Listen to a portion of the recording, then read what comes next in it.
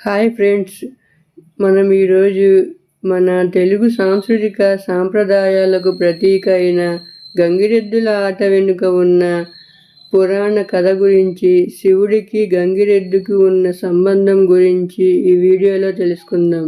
గంగిరెద్దును శివుని వాహనమైన నందిగా భావిస్తారు.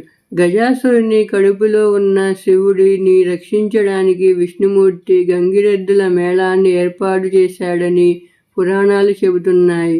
గజాసురుని మెప్పించి శివుడిని విడిపించినందుకు గుర్తుగా ఈ సాంప్రదాయం కొనసాగుతుంది.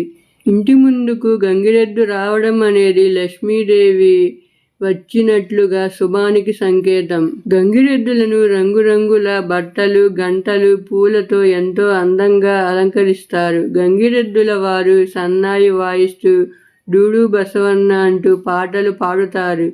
ఎద్దులు చేసే విన్యాసాలు అంటే తల ఊపడం, వెనుక కాళ్లపై నిలబడడం పిల్లలను పెద్దలను ఆకట్టుకుంటాయి.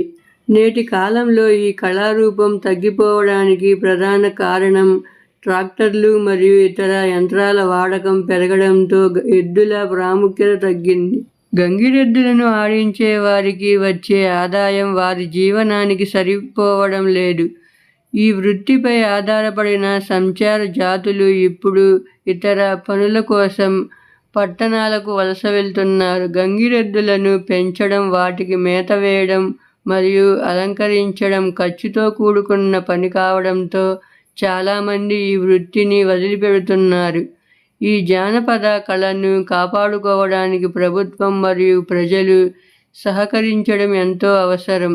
మన వారసత్వాన్ని, జానపద కళలను కాపాడుకోవాల్సిన బాధ్యత మనందరిపై ఉంది. ఈ వీడియో మీకు నచ్చినట్లయితే వీడియోకి ఒక లైక్ చేయండి. మరిన్ని ఆసక్తికరమైన విషయాల కోసం మన ఛానల్ని సబ్స్క్రైబ్ చేసుకోండి.